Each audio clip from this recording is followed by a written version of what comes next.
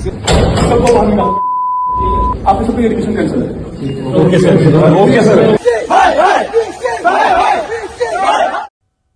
नमस्कार, आदाब। आप देख रहे हैं न्यूज 18 का डिजिटल प्लेटफॉर्म और मैं हूं इकबाल हुसैन। आज हम एक बहुत ही गंभीर और संवेदनशील मुद्दे पर डिटेल से बात कर रहे हैं।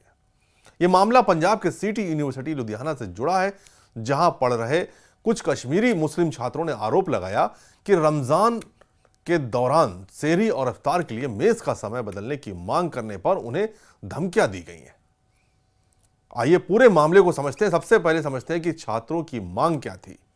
ये छात्र जम्मू कश्मीर से हैं और यूनिवर्सिटी के हॉस्टल में रहते हैं। वे हमेशा मेस की फीस समय पर देते हैं।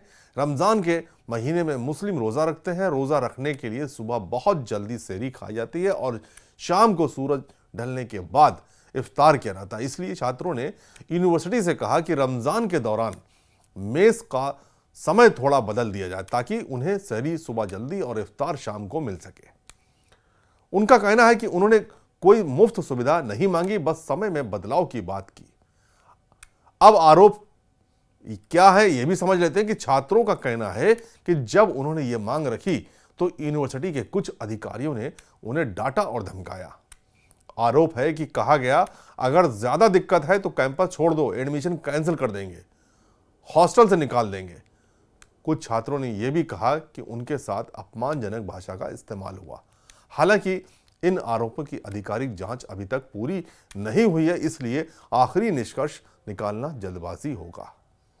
यह मामला तब और बड़ा हो गया जब सोशल मीडिया पर कई छोटे छोटे वीडियो क्लिप वायरल हुए। इन वीडियो में कुछ छात्र भावुक होकर अपनी बात बताते दिख रहे हैं। वे कह रहे हैं कि उन्होंने सिर्फ अपने धर्म का पालन करने के लिए व्यवस्था मांगी थी, लेकिन उन्हें डर और दबाव का सामना करना पड़ा। वीडियो की पुष्टि अभी तक साफ तौर से सामने नहीं आई है, लेकिन इन्हीं वीडियो के कारण मामला पूरे देश में चर्चा का विषय बन गया। इसके बाद सामने कई संगठन आए। Student Jammu Kashmir student association भी सामने आया। इस संगठन ने बयान जारी कर पंजाब के मुख्यमंत्री भगवंत मान से तुरंत हस्तक्षेप की मांग की। उन्होंने कहा कि छात्रों की सुरक्षा, सम्मान और धार्मिक आज़ादी सुनिश्चित की जाए। उन्होंने ये भी मांग की कि इस पूरे मामले की निष्पक्ष जांच हो और अगर किसी अधिकारी ने गलत व्यवहार किया है तो उस पर कार्रवाई की जाए। वहीं मुख्यमंत्री उमर अब्दुल्ला ने कहा कि वो इस मुद्दे को पंजाब के मुख्यमंत्री के समक्ष उठाएंगे। उन्होंने कहा कि पंजाब सरकार ने हमेशा जम्मू कश्मीर के लोगों का सहयोग किया है और उन्हें पूरा भरोसा है कि इस मामले का उचित समाधान निकाला जाएगा। किसी को आज तो कोई टॉर्चर की बात आई नहीं है, लेकिन चलिए अगर आप कहते हो कि वहाँ नाइंसाफी हो रही है, उसमें मैं तहकीकात करवाऊंगा। पंजाब के चीफ मिनिस्टर से इसके बारे में बात कर लूंगा। ये यूनिवर्सिटी का खुद का काम होगा, क्योंकि पंजाब की हुकूमत ने हमेशा जम्मू कश्मीर का साथ दिया हुआ है और मैं दावे से कह सकता हूँ कि पंजाब हुकूमत जो है इस चीज की इजाजत नहीं देगी और यूनिवर्सिटी को जो है इसके बारे में कहा जाएगा। और कहीं पे भी अगर सोशल मीडिया पर भी मिलीजुली प्रतिक्रिया देखने को मिली है। कई लोगों ने छात्रों के समर्थन में लिखा कि धार्मिक अभ्यास के लिए इतनी बुनियादी सुविधा देना कोई बड़ी बात नहीं होनी चाहिए। वहीं कुछ लोगों ने यह भी कहा कि पहले यूनिवर्सिटी का आधिकारिक पक्ष सामने आना चाहिए।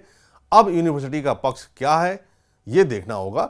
24 फरवरी दोपहर तक यूनिवर्सिटी की ओर से आधिकारिक प्रेस रिलीज सामने नहीं आई थी, लेकिन कुछ रिपोर्ट्स में कहा गया कि यूनिवर्सिटी प्रबंधन से बात होने के बाद सेहरी और इफ्तार की व्यवस्था जारी रखने का आश्वासन दिया गया है। कुछ खबरों में यह भी चर्चा हुई है कि मामला शायद कम्युनिकेशन गैप की वजह से बढ़ गया। एक रिपोर्ट में यह दावा भी किया गया कि विरोध के बाद वाइस चांसलर को भी हटाया गया, लेकिन इसकी आधिकारिक पुष्टि साफ रूप से नहीं हुई है। अब इस मुद्दे का बड़ा पहलू समझते हैं कि भारत का संविधान हर नागरिक को अपने धर्म का पालन करने की आजादी देता है। शिक्षा संस्थानों का दायित्व होता है कि वे छात्रों को सुरक्षित और सम्मानजनक माहौल दें। अगर कोई छात्र सिर्फ खाने का समय बदलने जैसी मांग करता है और उसे धमकी मिलती है तो यह चिंता का विषय बनता है। साथ ही यह भी जरूरी है कि किसी भी निष्कर्ष पर पहुंचने से पहले सभी पक्षों की बात सुनी जाए। कश्मीरी छात्रों का मुद्दा अलग से संवेदनशील माना जाता है, क्योंकि वे अपने राज्य से बाहर पढ़ने जाते हैं और कई बार खुद को असुरक्षित महसूस करते हैं। ऐसे मामलों में प्रशासन की जिम्मेदारी और बढ़ जाती है कि संवाद के जरिए समाधान निकाले जाएं, ताकि कोई भी छात्र खुद को अलग थलग या डरा हुआ महसूस ना करे। आगे क्या हो सकता है? सबसे पहले यूनिवर्सिटी का साफ और डिटेल आधिकारिक बयान आना जरूरी है। दूसरा, अगर राज्य सरकार या मुख्यमंत्री कार्यालय जांच बढ़ाता है तो उसकी रिपोर्ट का इंतजार होगा। और तीसरा, अगर दोनों पक्ष बैठकर बातचीत से समाधान निकालते हैं और व्यवस्था सामान्य हो जाती है तो ये सबसे अच्छा परिणाम होगा। आखिर में यह समझना जरूरी है कि यह मुद्दा केवल एक धर्म या समुदाय का नहीं है, ये छात्रों के अधिकार, सम्मान और व्यवहार का सवाल है। शिक्षा संस्थानों का माहौल ऐसा होना चाहिए जहां हर छात्र बिना डर के पढ़ सके और अपने विश्वास का पालन कर सके। साथ ही किसी भी आरोप की सच्चाई जानने के लिए निष्पक्ष जांच जरूरी है। हम उम्मीद करते हैं कि इस मामले में पारदर्शिता होगी, सच्चाई सामने आएगी और ऐसा समाधान निकलेगा जिससे भविष्य में इस तरह की स्थिति दोबारा पैदा ना हो। सबसे महत्वपूर्ण बात कि किसी भी छात्र को अपने धर्म या पहचान के कारण डर या अपमान का सामना ना करना पड़े और कैंपस में शांति और भाईचारा बना रहे। जय हिंद।